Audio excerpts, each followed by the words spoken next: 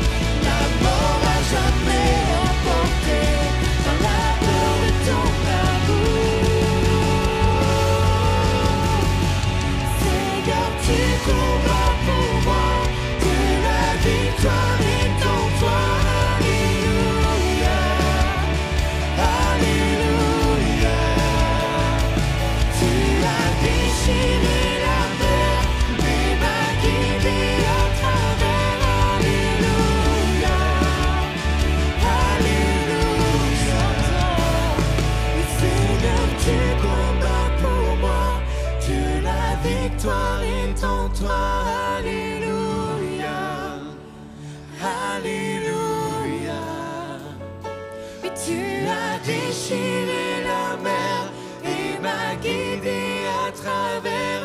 Alléluia, Alléluia. Et Seigneur, tu combats pour moi. Dieu, la victoire est en toi.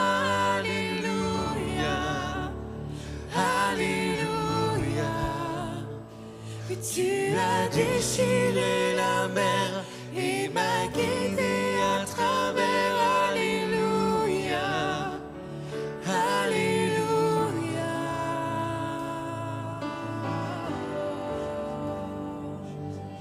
Merci Jésus, tu combats pour nous ce matin, peu importe la situation, mais tu combats.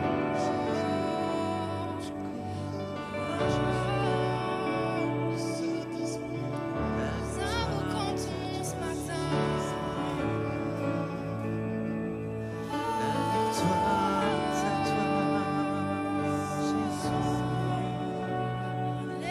Alléluia.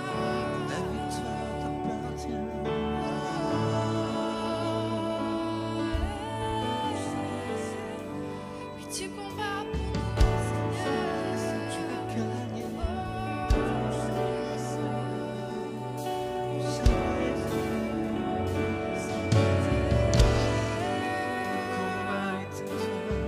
Commence à élever ta voix partout où tu es. Commence à élever la voix. Et commence à implorer le nom de Jésus sur ta situation. Commence à élever ta voix. Parce que la victoire, elle est en lui ce matin. Et combat pour toi. Tu combats, Seigneur.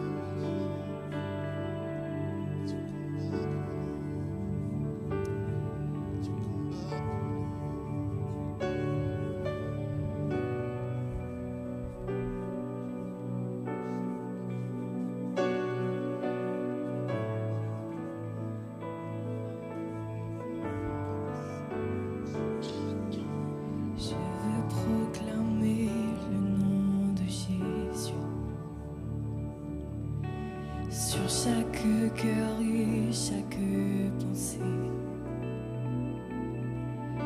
Car je sais qu'il y a la paix en ta présence. Je crie Jésus.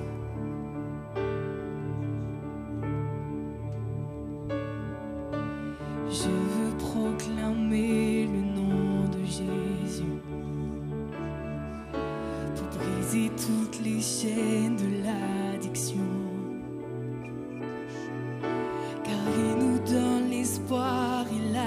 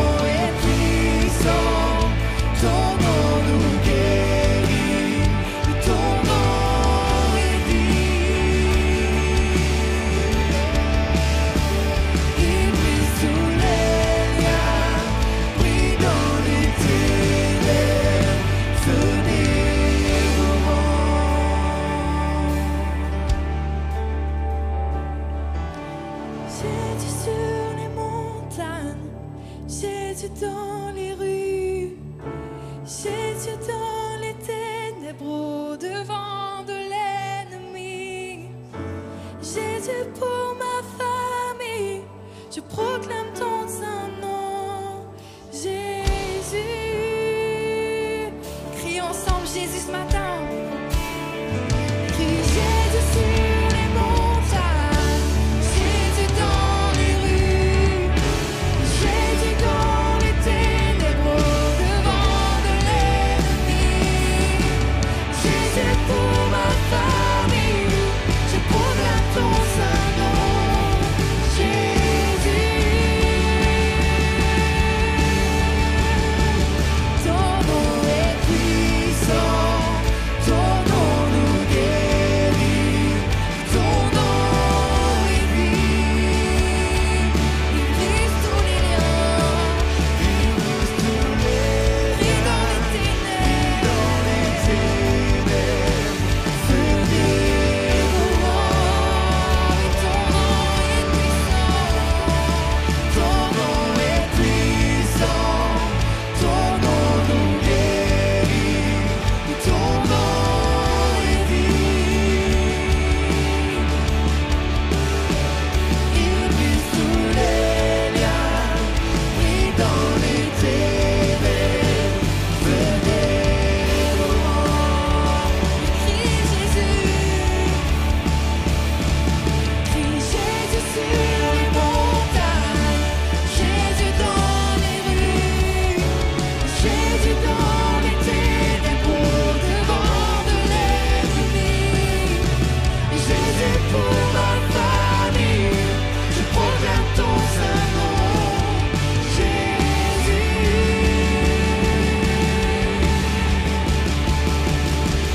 crie Jésus sur les montagnes, Jésus dans les rues, Jésus dans les ténèbres au devant de l'ennemi. Jésus pour ma famille, je proclame ton saint nom. Jésus, ton nom est puissant, chantons. Ton nom est puissant, ton nom nous guérit, ton nom est vie. Il brise tous les liens, brille dans les ténèbres, feu dévorant. Commence à élever ta voix, commence à crier Jésus, Jésus. Jésus pour ta famille, Jésus pour ta guérison ce matin, Jésus pour ton problème financier. Commence à crier Jésus pour ta situation ce matin. Jésus, Jésus, Jésus. Nous crions Jésus, Jésus, Jésus, parce qu'il y a une puissance dans le nom de Jésus, une puissance qui libère, une puissance qui guérit, une puissance qui sauve ce matin. Jésus, Jésus.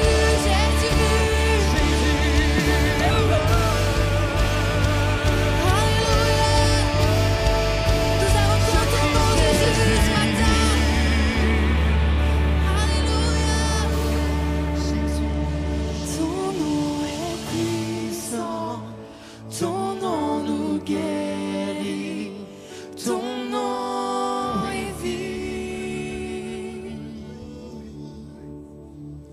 Il brise tous les liens, brille dans les ténèbres, feu dévorant. Encore une fois, Église, chantons. Ton nom est puissant, ton nom nous guérit, ton nom est vie.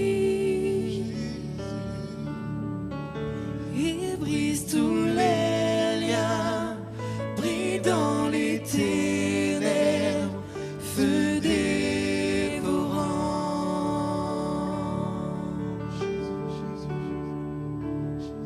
Son nom est tout puissant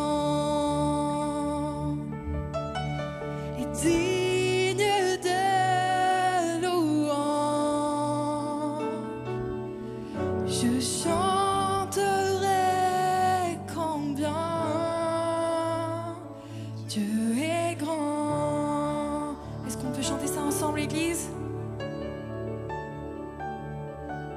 Ton nom est tout puissant, il est digne de louange, digne de louange.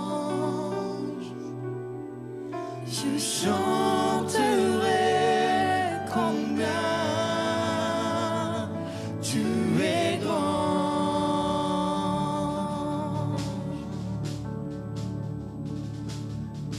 Son nom est tout puissant, oui, digne de louange. Je chanterai combien tu es grand. Oui, son nom nous déclarons. Son nom est tout puissant, oui, digne de louange. Je chanterai combien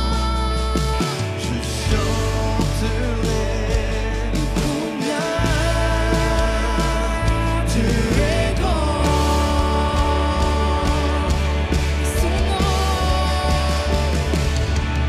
Son nom est tout puissant, il digne de louange. Je chanterai combien tu es grand.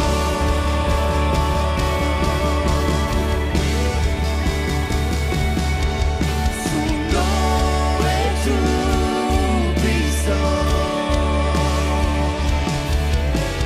digne de louange. Je chanterai combien tu es grand.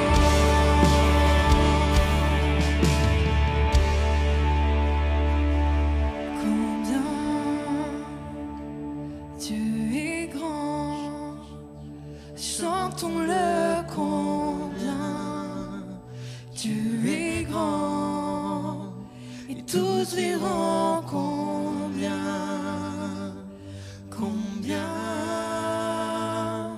tu es grand.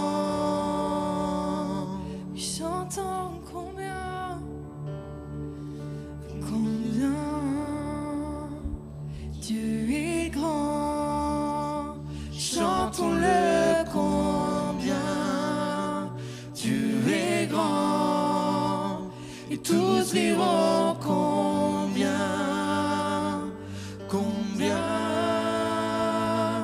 tu es grand. Combien tu es grand. Combien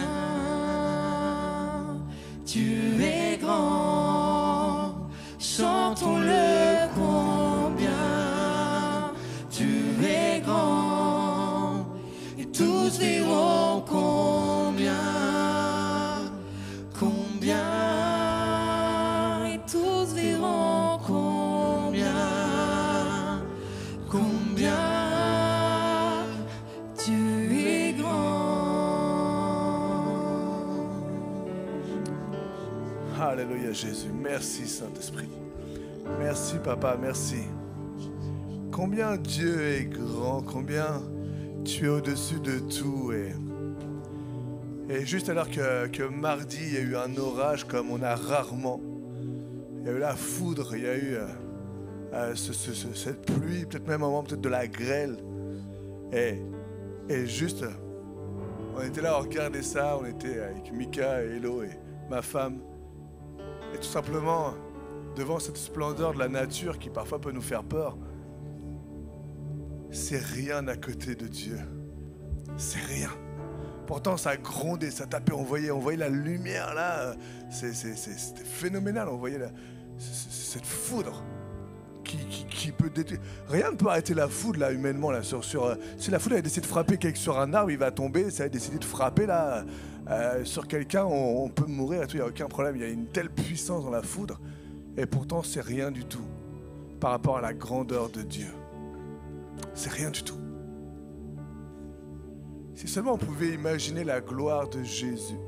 Je pense qu'il y a des choses où on a peut-être des goûts, des avant-goûts, comme l'amour de Dieu. Quand tu es dans la présence de Dieu et tu sens que Dieu te prend dans ses bras.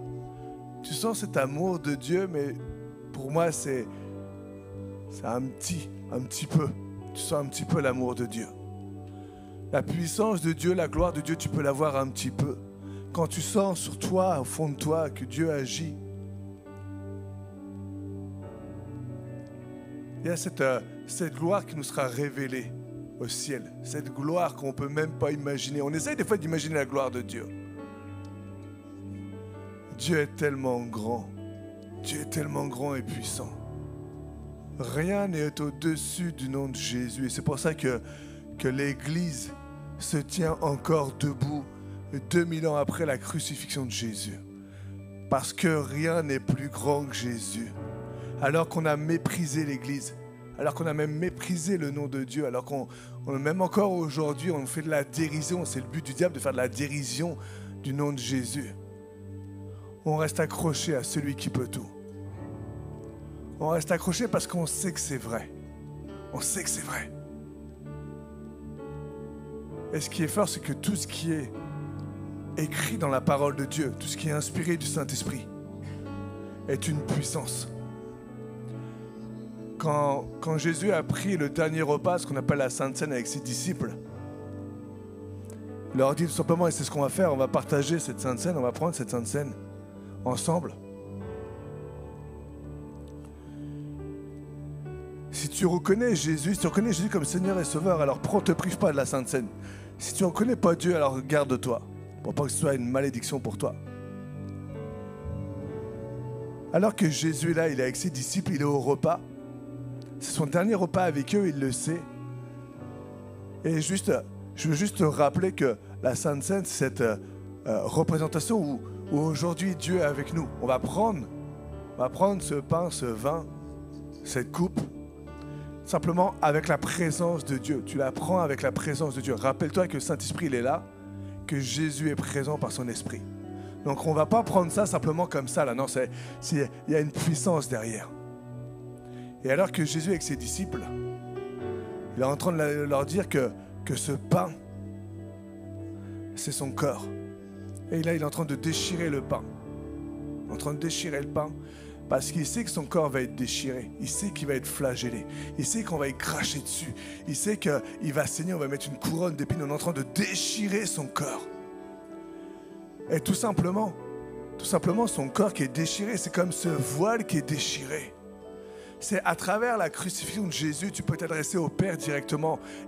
Dieu ouvre cette porte. Tu n'as pas besoin d'un grand sacrificateur. Tu n'as pas besoin du pasteur pour t'adresser à Dieu. Tu peux toi-même t'adresser à Dieu. Tu n'as pas besoin de t'adresser à Dieu simplement le dimanche matin, mais à chaque jour, adresse-toi à Dieu.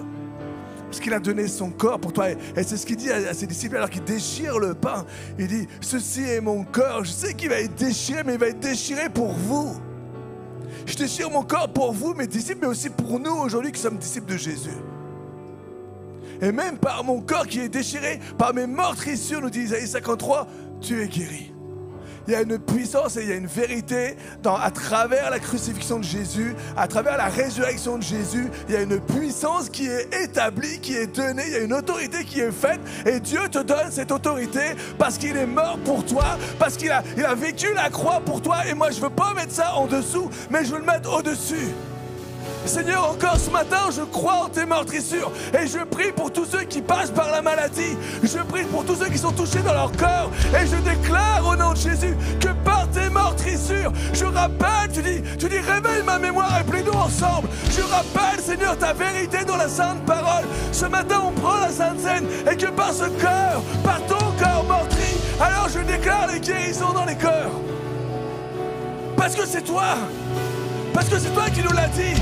Parce que c'est écrit. Et la parole est inspirée par ton Saint-Esprit. Alléluia.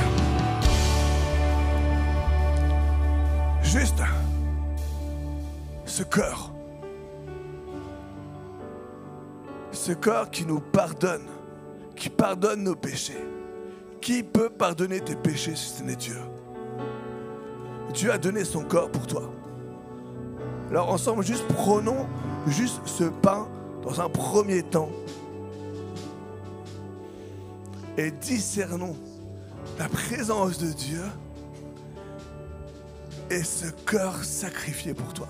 Prends ce pain maintenant.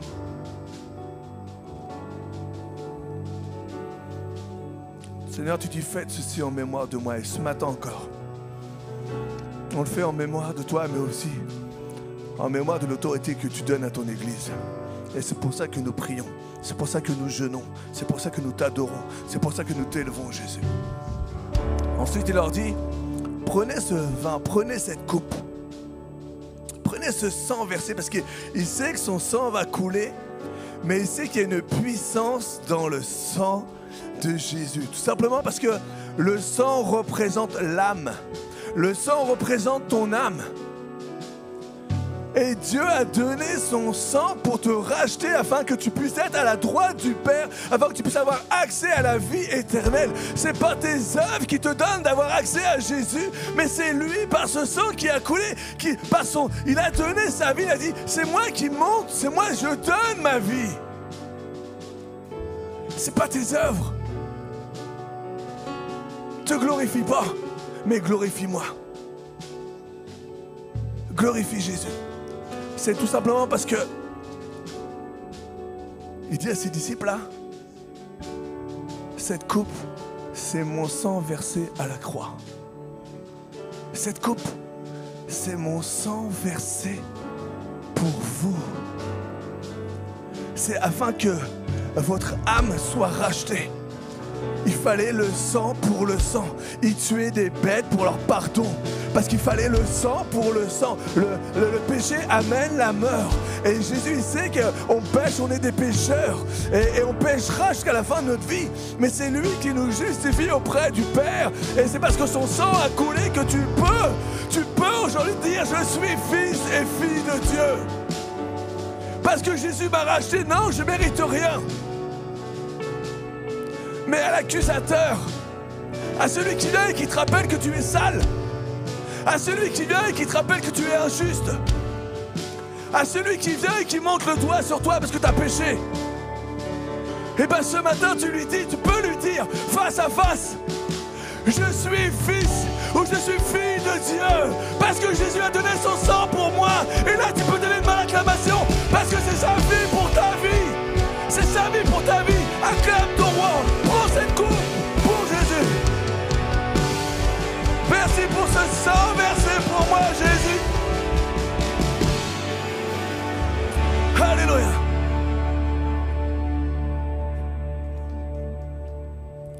Et maintenant qu'on a bu ce sang, maintenant on peut me donner une main d'acclamation au roi des rois. Maintenant qu'on a bu ce vin, maintenant qu'on a bu, je dis ce sang, mais bien sûr c'est ce vin, ce jus de raisin même, c'est le symbole. Maintenant qu'on a bu, on peut dire, oh Jésus, c'est vrai, je mérite rien.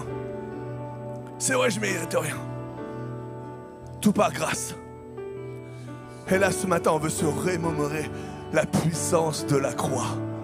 Je veux pas faire la Sainte Seine, juste pour faire la Sainte Seine, c'est bien, tu nous dis, on la prend. Non, je veux discerner ce que tu as fait pour moi. Je veux discerner l'autorité que tu m'as donnée à travers la croix. Je veux discerner ta majesté dans ma vie. Je veux discerner ta souveraineté dans ma vie, dans mes choix, dans mes décisions. Il n'y a pas d'âge, je veux me mettre devant toi, jeune ou plus âgé, je veux me mettre devant toi. Et te dire combien tu es grand, combien tu es grand, roi de la terre et des cieux, créateur des étoiles, de l'univers, du soleil, de la lune, toi. Oui Seigneur, ce matin tu es digne de louange. Chante à ton roi, chante à ton Dieu.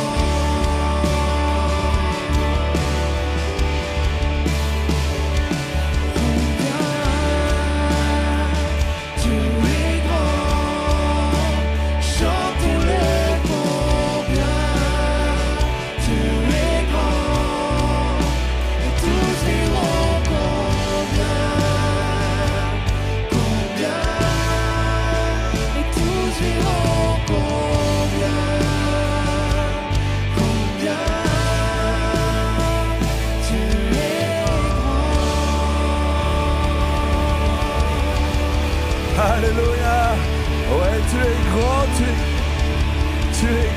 tu es grand, merci. Merci Seigneur, merci à l'équipe de louanges. Et Seigneur, c'est vrai qu'on veut se rappeler combien tu es grand, tu es fidèle et tu es bon. Merci à l'équipe de louanges. Si vous pouvez éviter de rester ici, ça serait sympa. Allez, bougez. Merci les gars. Merci Jésus, merci Jésus. Juste avant de continuer et de passer aux annonces là, c'est tellement bon, c'est tellement génial de vivre l'église. Et c'est tellement facile de vivre l'église. On vient, 10h30, on vit l'église, on loue Dieu. Midi moins quart, midi, on prend un petit after et on part. C'est génial, c'est vrai, c'est classe. Sauf que l'église, pour qu'elle puisse vivre, s'il y a autant de talent, s'il y a autant de beauté, parce qu'on veut donner le meilleur à Jésus, c'est déjà parce que vous bénissez l'église, mais c'est aussi parce qu'il y a des frères en Jésus. C'est dur de dire des frères parce qu'en fait, ils sont beaucoup plus jeunes que moi là. Parce qu'il y a des passionnés qui sont là et qui veulent donner le meilleur. Encore ce matin, on vient, on se dit c'est génial, mais ne serait-ce pour régler un micro, ne serait-ce pour régler un piano qui donne un son qui sort par les enceintes, ne serait-ce pour que la batterie, est-ce qu'il y a des cymbales, il y a les tambours, il y a tout ça, ne serait-ce avec tous les pédalboards et tout. On se rend même pas compte de la louange et du travail qu'il y a tout derrière. Ne serait-ce pour vous donner l'écran avec les écritures dessus et tout. Et bien ce matin encore, est-ce qu'on peut donner une bonne main d'acclamation à Maxence, à Alexis, qui ce matin était dans la galère parce qu'il n'y aurait pas eu il n'y aurait rien eu là. Ils étaient en train de chercher comment on peut faire parce qu'on se rend pas compte, mais on a des galères à chaque jour, à chaque instant.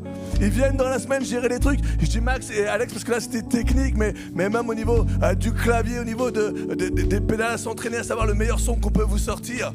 C'est tellement fort. On se rend pas compte toujours le réglage du sono. On a Eric qui nous fait aujourd'hui les paroles et tout, mais Eric il s'entraîne même chez lui à faire les paroles. Sandrine est témoin. Il s'entraîne pour pas qu'on soit dans qu'est-ce qu'il a fait avant, après. Non, il s'entraîne, il veut la structure et tout. Eric il est carré et il veut les choses carrées. C'est fou, on croit que c'est simple, on croit que c'est facile. C'est vrai. Et parfois, il faut redonner à César ce qui appartient à César. Et moi, les gars, je vous applaudis, les gars, les filles, vraiment. Même Nana, c'est tout, qui est là, qui lead et tout. Avec les choristes qui sont là. Tu sais, même choriste, c'est pas évident. T'es là. Et lui, il fait une voix. Et ben moi, je vais faire une autre voix. Et le troisième choriste, et le deuxième choriste, ben moi, il faut que je fasse encore une autre voix par rapport aux deux. Vous savez, une fois, on fait... Là, je vais me diminuer un petit peu. Ça fait toujours du bien. C'est bien. Et une fois, on est là et tout. Et je vous raconte ma vie, là. C'était les débuts de l'église. Début de l'église et tout, puis on avait décidé de faire un spectacle. C'était génial, on fait un spectacle et tout. Puis moi et ma femme, on était là, ouais, avec les jeunes de l'église, c'est génial, il y avait Seb et tout. Ouais, on fait un spectacle, ouais, c'est cool et tout. Faut faire quoi? Faut chanter. Ouais, faut chanter, pas de problème et tout.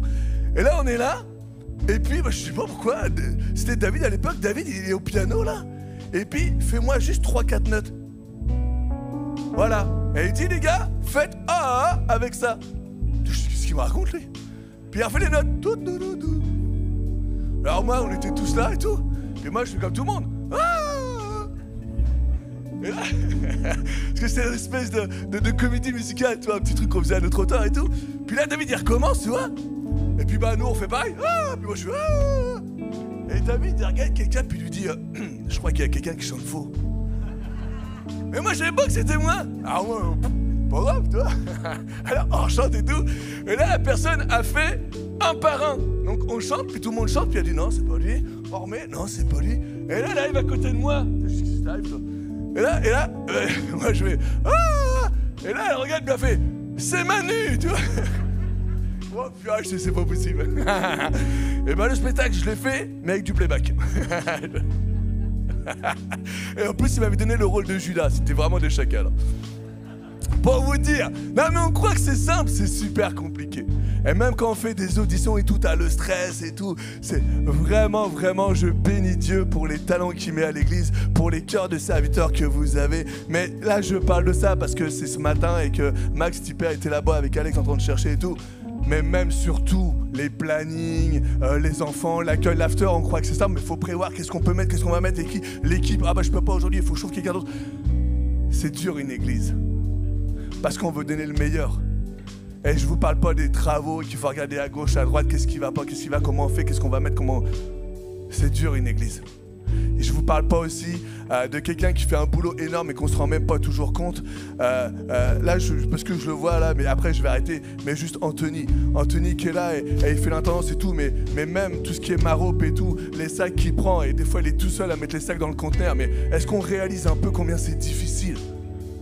On ne se rend pas compte, c'est des gens qui disent rien mais qui font le travail. C'est fort. Et merci aussi Anto, merci. C'est fort de voir ça. Et c'est ça l'église. Et c'est beau l'église. Donc voilà, juste un grand remerciement à tous là, pour tout ce que vous faites là. Parce que vivre l'église, c'est pas si simple que ça. C'est pas simplement je viens à 10h30, je pars à midi. Alors merci à tous. Et on continue, donc bienvenue chez vous, c'est les annonces ça. Bienvenue chez vous, parce que regardez comment ça marche et c'est la beauté. Pour qui? Pour Jésus. Alors oui, tu es le plus grand. Et oui, on veut te donner le plus. Et oui, Seigneur, on veut montrer que tu es vivant parce que tu vis en nous. Alors soyez les bienvenus à l'église Vivre Libre. Toi qui nous regardes, viens vivre l'église dans l'église, pas l'église à la maison. Les dimanches, les cultes, c'est à 10h30 jusqu'à midi 10. Après, il y a un petit after. Alors n'hésite pas et viens. Et l'église, c'est aussi une vie de prière. À l'église Vivre Libre, on n'imagine pas une église sans un temps de prière dans la semaine. Donc le mercredi de 19h à 20h15, il y a un temps de prière. Priez les uns pour les autres. Priez aussi pour l'autorité. C'est ce qu'on fait le mercredi. Alors soyez les bienvenus, combattants, combattantes, et levez la voix, c'est tellement important. Nous, on ne va pas lever les poings, on ne va pas lever les armes, mais on va élever la voix et les mains pour louer, pour adorer et pour prier celui qui nous donne vie et celui qui est au-dessus de tout. Merci aussi pour votre confiance. Merci parce que vous nous donnez aussi généreusement de vos finances pour que l'Église avance. Parce que sans tout ça, on ne peut pas avancer. Sans finances, on ne peut rien faire. Ne serait-ce payer le loyer. Payer le loyer, on n'a pas le choix, il faut sortir. Et ici, on est à Saint-Léger, on est bien placé. On a quelques mètres carrés à notre disposition, mais il faut payer le loyer. Alors, merci pour vos dons. On a des bannettes qui sont ici. Si vous voulez donner à l'église afin qu'elle puisse continuer d'avancer et qu'on puisse encore avancer davantage.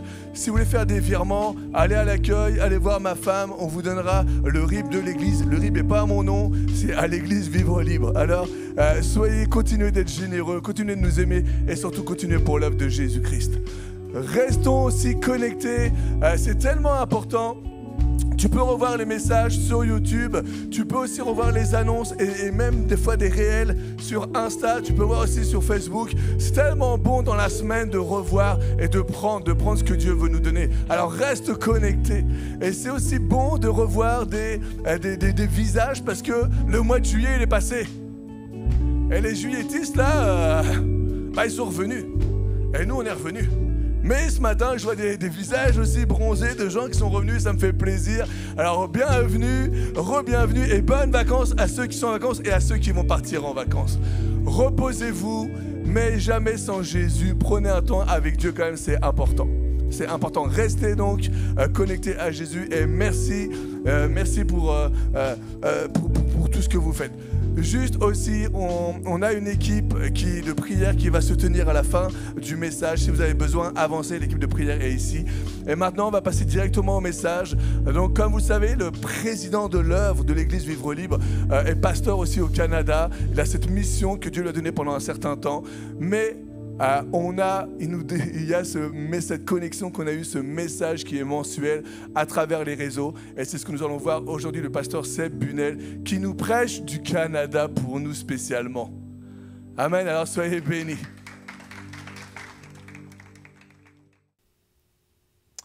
Bonjour Église Vivre Libre, ça me fait plaisir d'être avec vous ce matin pour partager la parole de Dieu. J'aime la parole de Dieu parce que c'est un livre qui, plus tu le lis, plus tu découvres. Tu peux passer plusieurs fois sur le même passage et te rendre compte que tu découvres à chaque fois quelque chose de nouveau, une révélation nouvelle. Pourquoi? Parce que la parole de Dieu est vivante. La Bible nous dit que Jésus était la parole incarnée et je crois qu'il y a de la vie dans la parole de Dieu. Il y a de la révélation pour qui veut la connaître. Il y a des confirmations pour qui attend des réponses. Et ce matin, j'aimerais vraiment partager avec vous un message de la parole de Dieu en rapport avec les héros de la foi que nous trouvons dans le livre, l'Épître aux Hébreux, dans le chapitre 11. Le texte nous fait part que telles sont la liste des héros de la foi. Et nous voyons passer Abraham, Noé, Moïse, toutes des héros. Et la suite du passage biblique, l'auteur aux Hébreux nous dit « J'aurais pas assez de temps pour vous parler de telle personne. » C'est ce que nous lisons ce matin. Le texte nous dit exactement dans Hébreux 11, les versets 32 à 33, l'auteur dit « Que dirais-je encore ?» Alors qu'il a listé tout un ensemble de héros de la foi, qu'il a donné les grands faits, les grands actes qui ont fait de eux ces héros que nous connaissons, que nous nous rappelons et que nous prêchons régulièrement dans nos églises. Mais il continue, il dit « Que dirais-je encore parce que le temps me manquerait pour vous parler de tous ces héros ?» Et il dresse une liste de noms dont certains sont connus, d'autres moins connus. Il dit « Le temps me manquerait pour vous parler de Gédéon. » Nous connaissons Gédéon, celui qui a été appelé un vaillant héros. Le temps me manquerait pour vous parler de Barak, de Samson, l'homme qui défia une armée avec une mâchoire d'âne, de Jephthé, de David, de Samuel, des prophètes qui par la foi, et c'est le centre de mon message ce matin, de parler de la foi, vainquirent des royaumes, exercèrent la justice et obtinrent des promesses et fermèrent la gueule des lions. Ce matin, j'aimerais qu'on regarde ensemble un héros de la foi qu'on voit passer rapidement dans ce texte, mais dont on ne connaît souvent pas grand-chose, peut-être même le nom ne vous dira rien, mais j'aimerais ce matin qu'on s'arrête sur Barak. L'auteur aux Hébreux déclare que le temps lui manque pour parler de Barak. Mais ce matin, j'aimerais moi prendre le temps, m'arrêter pour parler de Barak, parce que Barak était un héros de la foi, mais Barak était avant tout un homme comme toi et moi. Et Barak est connu parce que Barak a été appelé par Dieu, Barak a entendu la voix de Dieu, mais Barak a hésité sur est-ce que je vais aller ou pas, est-ce que je vais répondre à l'appel ou pas. Et c'est la réalité. Il avait reçu un appel spécifique de Dieu pour un projet que Dieu avait pour lui. Il a écouté la voix de Dieu, mais malgré tout, il a hésité et il a fini par demander à Dieu de l'accompagner. Et l'histoire de Barak, elle est dans le livre des Juges. On trouve l'histoire de Barak dans les livres des Juges, particulièrement les chapitres 4 et 5 que vous pourrez lire à la maison. Et lorsque je regarde le livre des Juges, lorsque je lis le livre des Juges, je trouve un des livres probablement le plus déprimant de toute la parole de Dieu.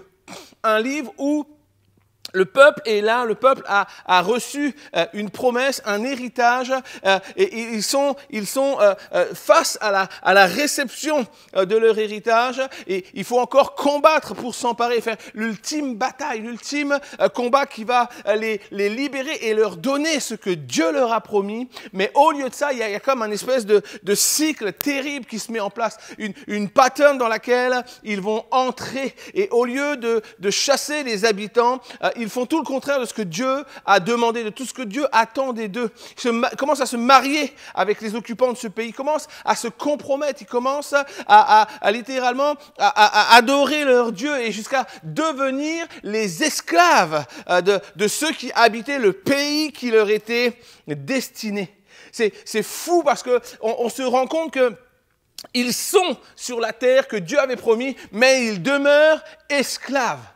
Et alors que toute cette pattern prend place, et c'est comme des cycles et des cycles de je crie à Dieu, Dieu envoie un juge, Dieu nous restaure, on revient à Dieu, on adore Dieu, puis on retombe dans nos erreurs. Et c'est un cycle qui va tourner.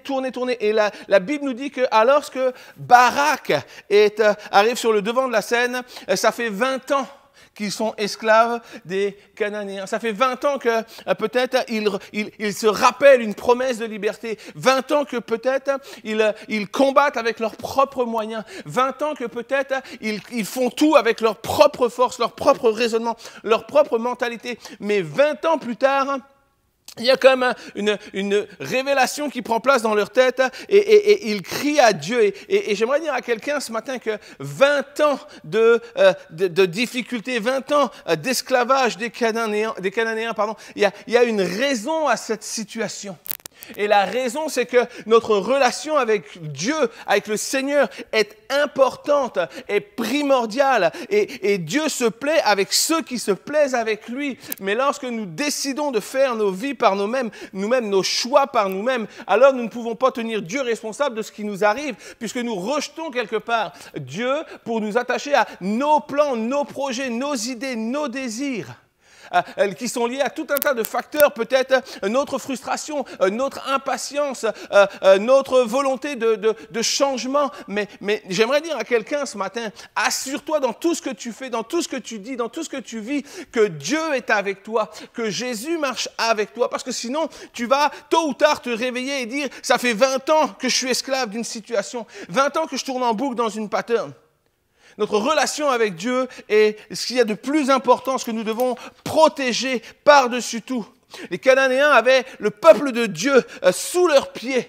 Ils avaient une emprise sur eux. Le peuple qui avait hérité, qui avait reçu la promesse du pays, se retrouvait esclave dans le pays de la bénédiction. Et j'aimerais m'arrêter juste un instant, faire une parenthèse pour dire à quelqu'un qu'il se peut que tu sois dans le lieu où Dieu t'a désiré, mais que tu restes et que tu demeures esclave de tes péchés, de tes pensées, de tes patterns, de tes boucles, de tes situations qui sont récurrentes et qui sont destructrices, parce que littéralement, peut-être tu es à l'endroit que Dieu te veut, mais tu n'es pas en connexion avec le Dieu qui t'a conduit dans cet endroit-là. Et nous avons besoin de libérer toutes nos pensées, toutes les choses qui sont dans nos têtes pour revenir et nous concentrer sur une chose, notre relation avec Dieu. Le peuple a tenu 20 ans de souffrance, 20 ans. Et alors qu'ils ont tout testé, tout par eux-mêmes, ils vont crier à Dieu et demander la délivrance de cet esclavage dans lequel ils sont. Ils se repentent de leur mauvaise voie, de leur mauvaise relation avec Dieu. Et dans la prière, littéralement, ils vont s'adresser à Dieu comme dans la prière, une prière qui s'élève pour réclamer quelque chose de nouveau, pour réclamer le salut, pour réclamer un sauveur. Et ça, c'est fou, c'est la puissance de la prière. Et c'est l'histoire de tous les réveils dans l'histoire de l'Église. À chaque fois que l'Église prie, il y a quelque chose qui prend place. Et l'Église, la prière dans l'Église, la prière dans le cœur de l'homme est tellement importante parce que c'est la prière qui nous rapproche de Dieu. C'est la prière qui bâtit la relation avec Dieu. Cette relation que nous avons besoin de protéger, de garder. Et c'est dans ce contexte d'une prière qui s'élève, un peu comme les Hébreux alors qu'ils étaient en Égypte, qui crièrent à Dieu, et Dieu entend leur voix. Et de la même manière, Dieu entend la voix des Israélites à ce moment. Et c'est dans ce contexte que Barak va être appelé par Dieu. Et on voit Barak, quelqu'un dont on ne connaît pas d'où il venait, ce qu'il faisait dans la vie, etc. Mais Barak entre en scène. Barak est appelé à ce moment-là. Et le livre des Juges nous dit ceci, Juges 4, verset 6, nous dit que Déborah, qui était prophétesse de l'Éternel, la représentante de Dieu, la voix de Dieu, Déborah envoya appeler Barak, le fils d'Abinoam, de Kédesh, en Nephtali. Et elle lui dit, l'Éternel, le Dieu d'Israël, n'a-t-il pas donné cet ordre? Va, dirige-toi vers le mont Tabor et prends avec toi 10 000 hommes, des enfants de Nephtali et des enfants de Zabulon. Je voudrais dire quelque chose ce matin pour lancer ce message, c'est que Dieu ne cherche pas des gens capables. Dieu cherche des gens disponibles. Est-ce que tu es disponible ce matin? Est-ce que tu es disponible? C'est la première des conditions, si tu veux entrer dans le plan de Dieu, c'est que tu sois disponible. C'est ça que Dieu attend. Il ne veut pas que tu sois capable, il va te rendre capable. Il va te donner les possibilités, les capacités, il va te donner les moyens. Mais ce qu'il veut, la question que Dieu te pose ce matin, es-tu disponible? Es-tu prêt à faire quelque chose avec moi? Il y a des gens qui ont besoin de réaliser que Dieu les appelle. Et je dirais juste ceci, que si l'appel est divin, l'appel est certain. Je te le redis. Si l'appel est divin, si Dieu t'appelle, L'appel est certain. Si Dieu t'appelle dans une voie, Dieu va ouvrir la voie. Si l'appel est divin, l'appel est certain. Et Dieu a appelé Barak. Et le texte nous montre, la suite de l'histoire nous montre que Barak a dit, je suis peut-être pas capable, j'ai des capacités, j'ai des facilités, j'ai des possibilités, mais j'ai surtout, à l'heure qu'il est, de la disponibilité pour toi. J'ai de la disponibilité pour toi, mon Dieu. J'ai de la disponibilité pour être avec toi. J'ai de la disponibilité pour me tenir à devant toi et entendre ta voix me parler, me dire c'est quoi le plan. Barak a été appelé, et j'aime cette citation de Rick Warren. Rick Warren a dit ceci, il a dit « Le Seigneur ne regarde pas à la grandeur de nos capacités, mais à la grandeur de notre disponibilité. » C'est ce que je te disais juste avant. Dieu ne cherche pas des gens qui sont assurément capables, il cherche des gens qui sont assurément disponibles. L'appel de Dieu, l'appel que Dieu te donne, vient toujours avec un plan divin. Es-tu prêt ce matin à venir écouter et à obéir pour entrer dans le plan de Dieu? Dieu désire appeler chacun avec des tâches spécifiques, avec une mission spécifique. Il veut donner des instructions, mais il cherche avant tout des gens disponibles. Ne laisse pas la peur paralyser ton appel. Ne laisse pas la peur paralyser l'appel que Dieu te fait, l'annonce que Dieu te fait, le projet de Dieu sur ta vie. Lorsque Dieu t'appelle, la victoire n'est pas une possibilité. La victoire n'est plus une possibilité. La victoire est une certitude. Et quelqu'un doit juste dire amen, parce que la réalité, c'est que si Dieu t'appelle, la victoire, c'est plus une possibilité, c'est une certitude. Dieu veut t'amener dans la victoire. Dieu t'invite à répondre à l'appel. Dieu t'invite à écouter sa voix. Dieu t'appelle à passer de l'hésitation à l'action. C'est ça le titre de mon message. C'est de l'hésitation à l'action. Je ne resterai plus à me poser des questions, mais je vais saisir l'occasion que Dieu me donne pour avancer dans le plan que Dieu m'a appelé. Réponds à l'appel de Dieu aujourd'hui et vois comment c'est lui qui va être capable de transformer tes hésitations en triomphe, en puissance, en autorité, en développement de tes capacités. Parce que Barak a répondu à l'appel. Il a pu écouter la voix de Dieu. Barak aurait très bien pu dire pour l'instant je suis pas dispo. Et combien on est honnête avec Dieu et on dit que souvent Dieu nous appelle des choses, je suis pas dispo. La réalité, c'est que pour mon cas, souvent, Dieu m'appelle la nuit. Dieu me réveille la nuit. Et longtemps, je disais à Dieu, je suis pas dispo. Alors que je me réveillais avec une pensée, avec un plan, avec des choses où Dieu me disait, lève-toi, écris les choses. Et je le faisais pas, je restais couché. Je disais, je le garde dans ma tête, je m'en rappellerai demain matin. Mais le lendemain matin venu, je me rappelais plus des choses. Puis quand j'ai commencé à ne plus entendre, à plus avoir de rendez-vous avec Dieu, à plus avoir de réveil, je commençais à dire avec Dieu, pourquoi tu ne me parles plus? Et c'est quoi la réponse que Dieu m'a donnée? Dieu a dit, ce n'est pas une question de pourquoi je ne te parle plus. La réalité, c'est pourquoi tu ne m'écoutes plus. Et j'étais comme saisi en moi. Et maintenant, que ce soit le jour, la nuit, n'importe quand, lorsque Dieu parle à mon cœur, je saisis mon téléphone et je commence à écrire ce que Dieu me dit. Quelqu'un doit entendre ceci. Dieu cherche des gens qui sont disponibles. Dieu cherche des gens qui vont répondre à l'appel. Parce que lorsque tu réponds à l'appel, Dieu peut venir te parler et tu es prompt à écouter la voix de Dieu. À la suite du texte, nous dit ceci, Juge 4, les versets 6 et 7. Que lorsque Déborah va parler à Barak qui arrive devant lui, elle va lui dire, n'est-ce pas l'ordre qu'a donné l'Éternel, le Dieu d'Israël? Va, dirige-toi sur le mont Tabor et prends avec toi 10 000 hommes, des enfants de Nephtali et des enfants de Zabulon.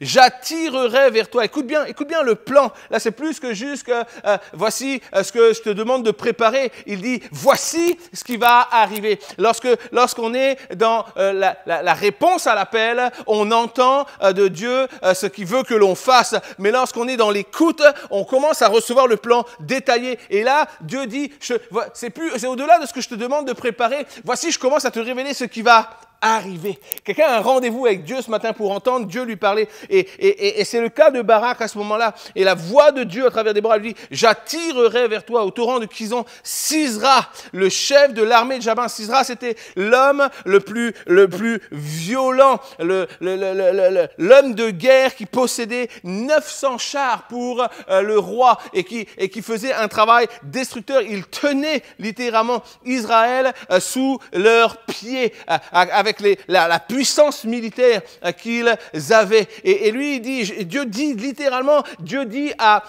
Barak, je vais l'amener cet homme, le chef de l'armée de Jabin, je vais l'amener avec ses chars et ses troupes et je vais les livrer entre tes mains.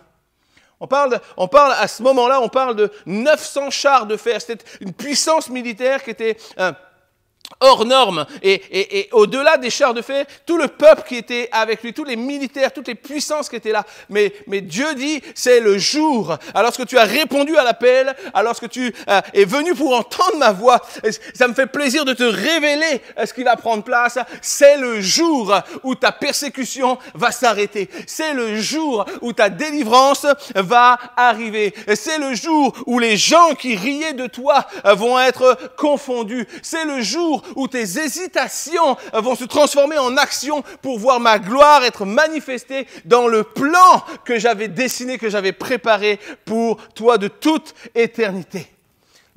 En ce temps-là, les juges sont les médiateurs de la volonté de Dieu. Les juges comme Déborah sont la voix de Dieu. Et à travers Déborah, Barak entend Dieu lui parler, comme si Dieu lui parlait face à face. Et Barak n'avait pas d'autre choix que de se fier, de s'attacher à la parole divine plutôt qu'à ses propres capacités, parce qu'il savait que si c'était au sujet de lui, tout était perdu. Il n'y avait aucune option de victoire, aucune possibilité. Mais sur la voix de Dieu qui lui était transmise, sur le plan de Dieu, le projet de Dieu, lorsqu'il était à l'écoute de Dieu, il réalisait que les choses allaient changer. Comprends juste ceci avec moi. Barak, à ce moment-là, n'est pas un guerrier ordinaire. Barak n'est pas un militaire ordinaire. Barak n'est pas juste un homme parmi les hommes. Non. La position de Barak a changé. Pourquoi? Parce que Dieu l'a appelé. Et j'aimerais dire à quelqu'un ce matin que Dieu t'appelle. Alors que tu entends la voix, le message, la parole de Dieu ce matin, tu prends conscience qu'il y a des fois où Dieu t'a appelé, mais tu ne t'es pas levé. Il y a des fois où Dieu a attendu des choses de toi, mais tu ne les as pas accompli. Mais Barak, à ce moment-là, lorsqu'il a répondu à l'appel, il a entendu, écouté la voix de Dieu. Barak n'est pas un guerrier ordinaire, il est un homme appelé par Dieu. Et son écoute à la voix de Dieu, c'est le premier pas vers la victoire. Si tu veux voir la victoire se placer dans ta situation, dans tes attentes, dans ton projet, dans ton rêve. Tu veux voir la victoire de Dieu se manifester, alors fais de l'Éternel, la voix de Dieu, ta priorité. Alors qu'il entend la voix divine, il vient de poser le premier pas vers le chemin de sa victoire. Parce que la parole de Dieu nous dit et te dit ce matin que la foi c'est la confiance, littéralement. La foi c'est j'ai confiance en celui qui m'a parlé. Et la foi, Romains 10, 17 nous dit que la foi vient de ce que l'on entend. Et ce que l'on entend vient de la parole de Dieu. Alors ce matin, commence à répondre, commence à changer ta position, à dire « Moi, je suis disponible et moi, je vais répondre à l'appel. » Tu n'es pas ordinaire, tu es appelé par Dieu pour marcher vers tes ennemis spirituels. Et on doit être attentif à la voix de Dieu dans nos vies. On doit être attentif à la voix de Dieu, surtout lorsque tout nous semble insurmontable. Parce que lorsque nous sommes dans des situations où c'est comme l'impossible est au premier rang, alors on va commencer à douter. On va commencer à avoir des pensées négatives. On va commencer à presque même ne plus croire. Lorsque tout devient insurmontable, nous avons besoin de faire le tri entre les pensées, les paroles de l'ennemi et la parole, la volonté assurée de Dieu. Et lorsque nous nous tournons pleinement vers Dieu, on va dire à quelqu'un ce matin que Dieu ne ment pas. que Dieu ne change pas d'avis, que Dieu ne transforme pas le plan. Alors que, je vais même aller plus loin et dire que si Barak avait dit pas disponible, Dieu aurait pris quelqu'un d'autre, mais Dieu aurait accompli son plan. Lorsque Dieu parle, Dieu veut accomplir son plan parce que Dieu ne ment pas. Mais nous avons besoin d'être en mode écoute active, d'écouter Dieu. Parce que c'est ça le fondement de la foi. Le fondement de la foi, c'est d'aller chercher, puiser dans ce que l'on entend et de découvrir et de dire, Seigneur, que ta volonté seule demeure, que ta parole seule demeure. Écouter la voix de Dieu, c'est s'assurer d'être bien guidé. C'est s'assurer de marcher là où tu dois marcher pour affronter ce que tu dois affronter. On est parfois, nous, dans nos moods chrétiens, on est les champions du détour. On est les champions des chemins de traverse. On voit une difficulté qui se présente, on voit un combat qui prend place, on voit quelque chose qui va nous engager, qui va nous demander de nous tenir fermes dans nos foi, dans nos prières. On va voir des choses, des situations qui vont nous demander de confronter, des situations parfois qui vont nous demander de se positionner. Et alors qu'on voit ça, on veut tellement pas d'histoire, on prend des chemins de traverse, on prend d'autres routes et souvent ça nous mène dans des cul-de-sac, ça nous mène dans des voies sans issue, des endroits où on se dit, mais finalement, qu'est-ce que je fais là?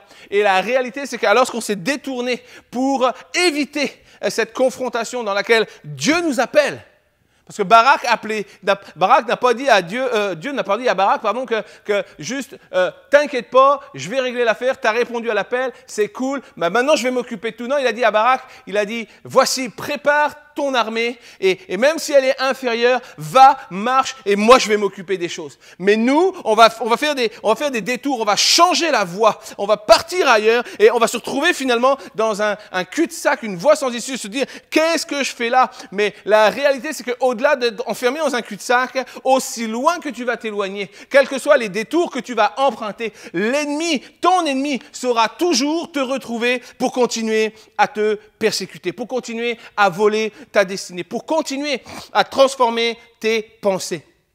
Mais lorsque tu laisses Dieu te guider pour affronter et pour dominer celui qu'il a mis entre tes mains, on va dire ceci, c'est l'Éternel qui va combattre pour toi. Comme le dit Exode 14:14, alors qu'il y a un combat qui prend place et la parole de Dieu dit que le Seigneur combattra pour vous. Gardez le silence. Nous n'avons pas besoin de nous justifier, nous n'avons pas besoin de discuter, nous avons besoin de nous tenir dans la présence de Dieu, d'écouter la voix de Dieu et d'aller là où Dieu nous appelle à venir. C'est fou parce que quelquefois on est tellement mal guidés. Nos pensées, nos émotions sont les pires de nos guides. Nos sentiments sont les pires de nos guides, sont des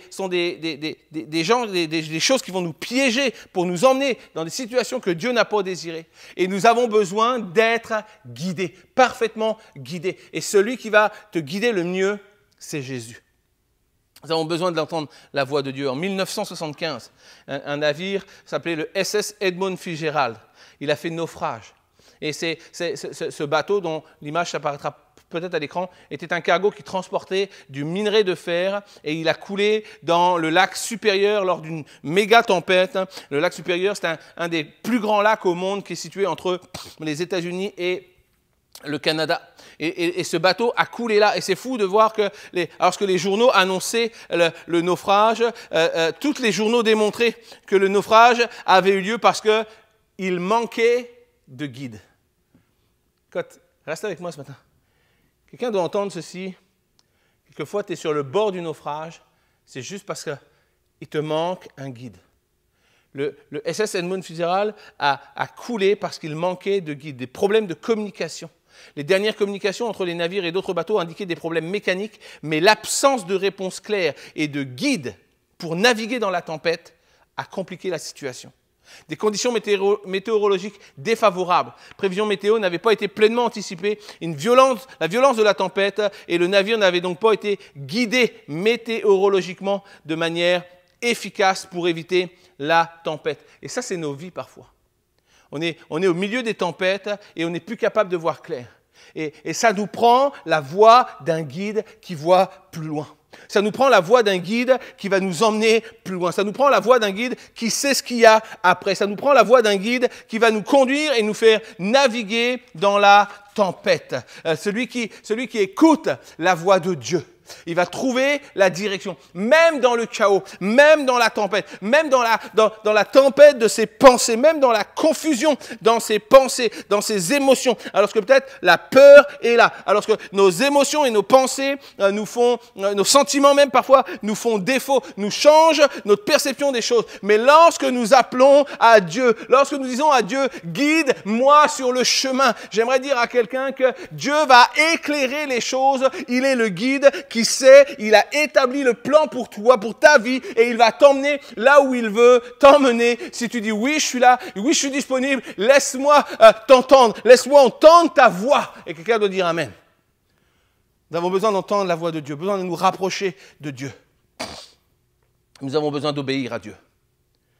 C.S. Lewis a dit ceci, l'obéissance est la clé qui ouvre chaque porte. Tu veux voir les portes s'ouvrir, alors obéis à la parole de Dieu. C'est fou de voir que lorsque Barak est appelé par Dieu, Barak se présente à Déborah qui est la voix de Dieu. Barak entend la parole de Dieu. Et alors que Barak entend la voix de Dieu, entend le projet de Dieu, Barak a comme hésité sur sa position. Et il s'est tenu comme « wow ». Mais est-ce que je vais y aller seul? Non, moi je ne veux pas y aller seul. Est-ce que Dieu va être avec moi? Oui, Dieu va être avec toi. Oui, mais comment je vais le savoir que Dieu est avec moi? Et comme là, on voit une démonstration d'un Barak qui dit, moi je suis prêt à tout. Et souvent, c'est notre cas à nous. Moi, je suis prêt à tout. Seigneur, je vais tout faire pour toi. Seigneur, je suis prêt à tout accomplir pour toi. Mais la réalité, c'est qu'on oublie d'emmener Dieu avec nous. On est prêt à tout, puis très rapidement, on est confondu. Et c'est l'histoire du peuple d'Israël à ce moment-là, qui ont répondu à Dieu en disant, oui, on va aller, oui, on va entrer dans la terre promise, oui, on va faire tout ce que tu nous demandes de faire. Et en chemin, ils ont oublié Dieu. Ils ont laissé Dieu ailleurs et c'est ce qui les a amenés dans cette situation de confusion, de mariage avec l'ennemi, d'adoration des dieux étrangers et que Dieu a dû renvoyer. Mais Barak à ce moment-là, lui, il désire la présence de Dieu.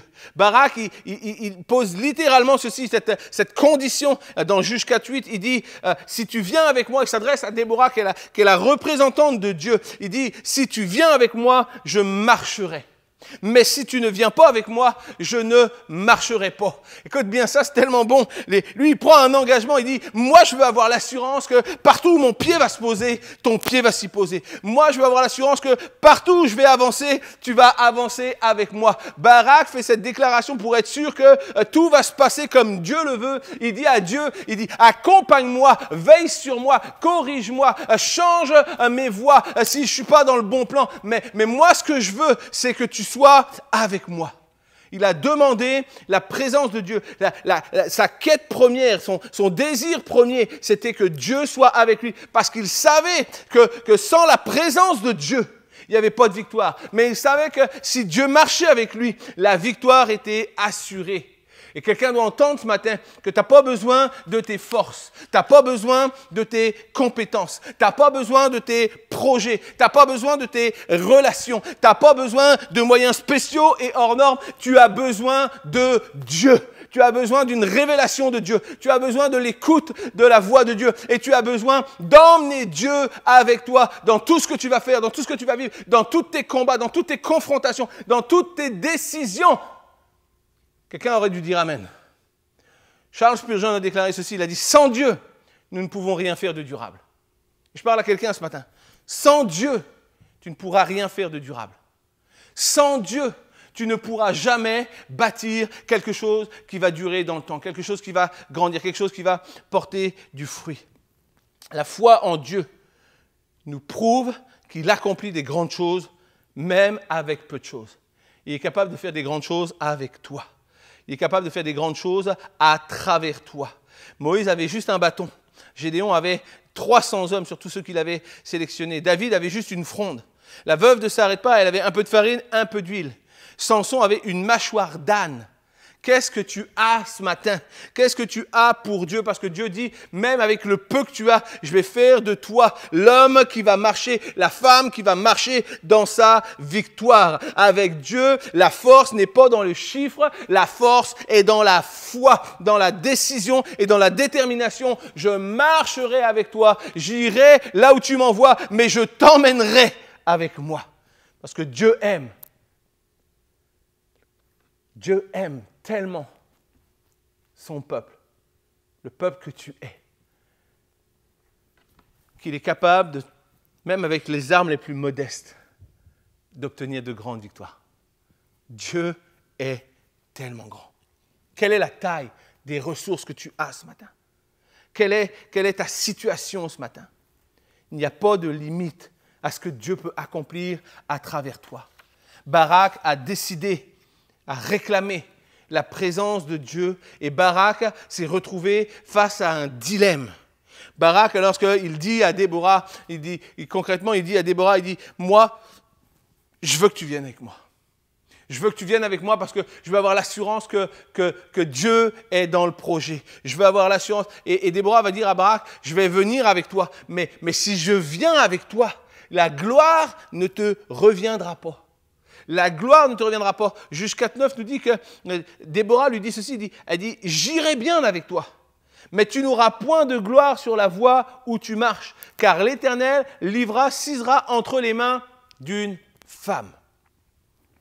C'est comme, comprends ceci avec moi, dans le contexte de l'époque, c'est presque humiliant pour Barak d'aller au combat, déjà sur la parole d'une femme, mais de savoir en plus que la gloire allait revenir à une autre femme. Au-delà d'être appelé par Dieu à travers une femme, comme je le disais, lui, c'est comme si Dieu dit, ok, je vais venir avec toi, mais la gloire va aller à une autre femme. Puis on est dans ce contexte-là, on est dans une société patriarcale où les femmes sont généralement reléguées dans des rôles plus secondaires, domestiques, la cuisine, la popote, les enfants, mais pas les actes de guerre. Ça, c'est pas pour les femmes.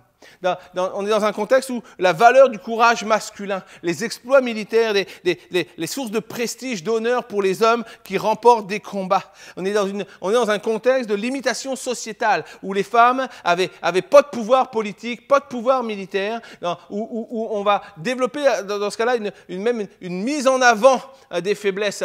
Les femmes sont rien, pas grand-chose, mais les hommes sont tout. Et c'est un défi pour Barak. Alors que Déborah lui dit, ok, tu veux que Dieu marche avec toi, Dieu va marcher avec toi, mais la gloire va être donnée à une femme. Et c'est un défi de la norme culturelle, c'est une inversion des rôles, et c'est presque même une humiliation publique que c'est lui qui part en guerre, mais c'est une femme qui va récupérer les honneurs. Et j'aime tellement l'attitude de Barak qui nous démontre une clé de toutes les victoires que nous avons sur nos vies. Littéralement, Barak va faire cette déclaration. Il va dire, moi là, la gloire, donne-la à qui tu veux la gloire. Je suis pas venu pour la gloire. Je te demande pas la gloire. Je te demande la présence de Dieu. Parce que si j'ai la présence de Dieu avec moi, je marche, quoi qu'il en soit, dans la gloire. Partout où je vais, la gloire m'accompagne. Donne la gloire, donne cette victoire à qui tu veux. Attribue-la à qui tu veux. Moi, je veux pas la gloire sur la terre. Je veux la présence de Dieu avec moi sur la terre. C'est ça que je demande à Dieu. Accompagne-moi partout où je vais.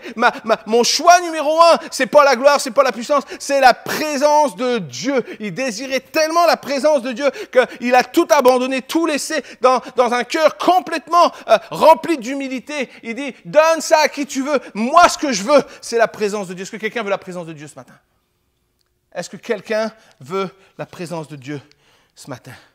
Ça me rappelle Moïse. Lorsque Exode 33:15, Moïse qui va discuter avec Dieu et qui dit, si ta présence ne vient pas avec moi, ne nous fais pas partir d'ici. Ne nous fais pas marcher sur un chemin où on n'a pas l'assurance que tu nous accompagnes. Parce que par nous-mêmes, on va faillir. Par nous-mêmes, on va t'oublier. Par nous-mêmes, on va être apeurés. Mais si tu ne veux pas venir avec nous, ne nous fais pas partir. Mais si tu nous fais partir, s'il te plaît, comme une prière, Moïse va dire, marche avec nous. La même manière que Barak va dire, marche avec nous, marche avec moi. Nous devons toujours rechercher la présence de Dieu dans nos décisions et dans nos actions. Barak savait qu'il ne pouvait pas affronter Sisera sans la main de Dieu. Et je dirais juste ceci, c'est que celui qui désire finalement la présence de Dieu, il marche dans une sécurité divine. Il marche dans une sécurité que personne ne pourra lui enlever. Enfin, la conclusion de mon message, lorsque j'arrive sur la fin d'un Barak qui est inconnu dans le livre, l'Épître aux Hébreux, comme un héros de la foi qui traverse juste avec son nom. Je n'ai pas de temps pour vous parler de Barak, mais c'est tellement bon de parler de Barak ce matin, tellement bon de réaliser que Barak est un homme qui a reçu un appel de Dieu, qui a répondu à l'appel, qui a entendu la voix de Dieu. Un homme qui a dit « La gloire m'importe peu, moi ce que je veux, c'est la présence de Dieu. » Mais tout ça n'était pas possible si Barak n'avait pas fini par se lever pour aller. Parce qu'il y a toutes les décisions qu'on prend, puis ce matin, c'est ma conclusion. Combien de fois on a pris des décisions devant Dieu, on a dit « Ok, jusqu'au bout avec toi, on va accomplir les choses pour toi, on va affronter les choses pour toi, on va renverser nos forteresses pour toi. » Mais lorsqu'on est tenu devant le combat, lorsque c'est le moment de se lever pour aller, on reste assis, on dit « Seigneur, je n'ai pas la force, je ne suis pas capable de me lever. » Barak, lorsqu'il est arrivé au bout, alors que Dieu l'a accompagné, alors que c'est le moment du combat, Juge 4,14 nous dit que Déborah dit à Barak, « Lève-toi. » Elle appelle Barak, elle dit « Lève-toi. » Et c'est fou parce que ce n'est pas Barak qui a décidé, qui a regardé, qui a analysé dans une stratégie qui était la sienne, que c'était le moment d'aller au combat. Non, Barak a dit, moi je veux que Dieu vienne avec moi, et si Dieu vient avec moi, c'est son combat avant le mien. Et moi je serai juste à l'écoute de Dieu. Et alors que Barak est là, il attend le feu vert de Dieu. Et Déborah, c'est la voix de Dieu qui dit, lève-toi, car le jour où l'Éternel livre Sisera entre tes mains, c'est aujourd'hui. L'Éternel ne marche-t-il pas devant toi? Et Barak descendit du mont Tabor, ayant avec lui 10 000 hommes à sa suite. L'action de se lever, c'est le passage de la foi théorique à la foi pratique. C'est le passage des promesses de Dieu aux décisions dans mon cœur. C'est le passage de l'hésitation à l'action. Je vais plus être le même maintenant, je vais décider, je vais me lever et je vais aller. Et alors, qu'il se lève, Barak manifeste sa pleine confiance en Dieu, en la promesse de Dieu. Malgré les apparences, malgré ce qu'il voit, malgré le fait que sur le papier, c'est un combat qui est perdu d'avance, il sait que Dieu a dit, prononcer le mot victoire. Et quelqu'un doit entendre ceci, Dieu a écrit le mot victoire sur ta situation, sur tes attentes, sur les promesses qu'il t'a fait. Et tu ne peux pas changer les choses en t'éloignant de tes ennemis. Ça ne changera pas ta situation, parce que tes ennemis te poursuivront partout où tu iras.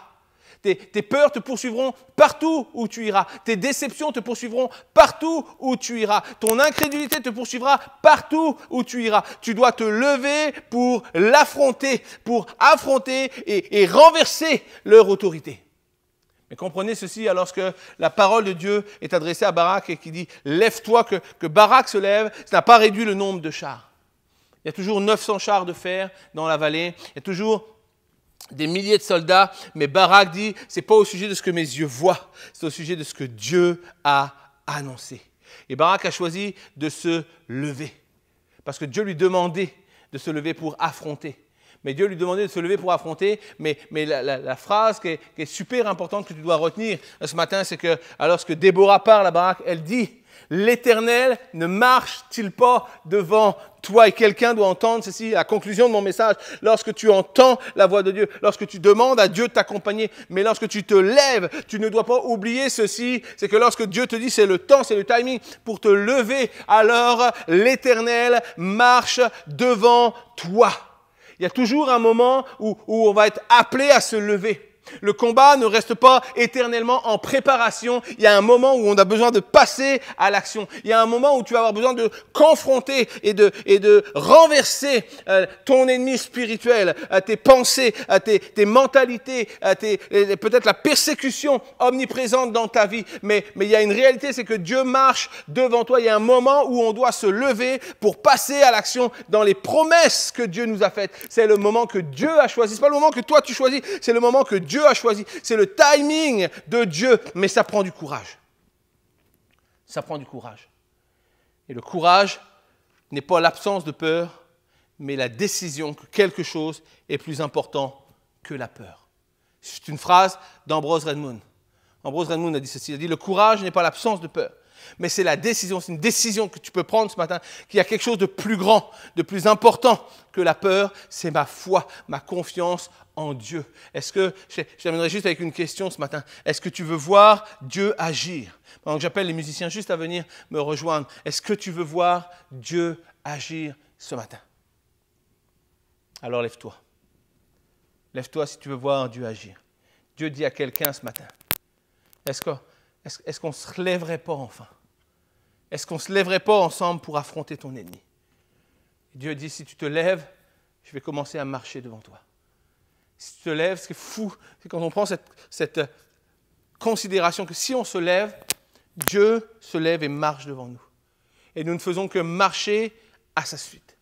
Nous ne faisons que marcher sur un terrain, un chemin que Dieu ouvre, même au milieu du chaos, même au milieu de l'incompréhension, même au milieu des doutes et de la peur. Dieu se lève et Dieu marche devant nous et partout où Dieu passe, le chemin se dessine, le chemin se prépare. Et Dieu dit à quelqu'un ce matin, est-ce qu'on ne se lèverait pas ensemble pour affronter ton ennemi? Est-ce que tu répondrais pas ce matin à l'invitation que je te donne de te lever pour déterminer que c'est le moment où l'ennemi va être renversé? Nous avons besoin de répondre à cet appel. Alors, que nous sommes dans les JO, j'aimerais juste faire cette image des Jeux Olympiques, de tout ce qui a pris place, de tout ce qui est au-delà des discussions, de tout ça là. Mais nous sommes dans les Jeux Olympiques. Et c'est une saison du dépassement de soi pour beaucoup d'athlètes, pour remporter des victoires. Mais lorsqu'on est dans ces Jeux Olympiques, tous les athlètes peuvent avoir toutes les instructions, peuvent avoir tous les entraînements nécessaires, mais ils doivent se lever pour courir la course et gagner. Parce que s'ils ne se lèvent pas, il n'y a pas de victoire. Il n'y a pas de victoire. Il n'y a pas de succès, il n'y a pas de médaille.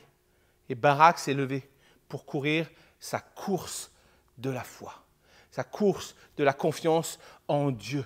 Dieu ne te donnera pas de plan B tant que tu n'auras pas été au bout de ton plan A.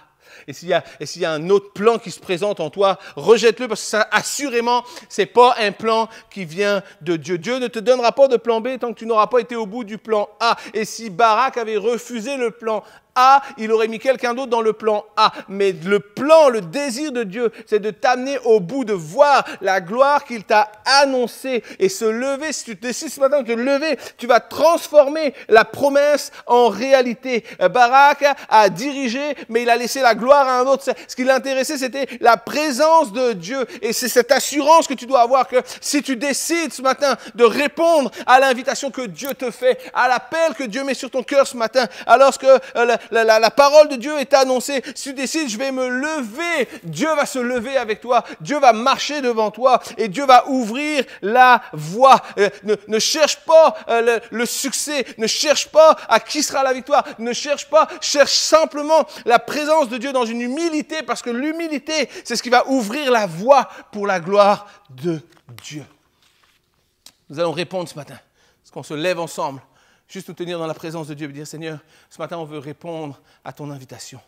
Ce matin, on veut répondre à l'appel que tu nous donnes. Alors que Barak nous enseigne qu'il y a une nécessité de répondre à l'appel, parce que tout découle de cela.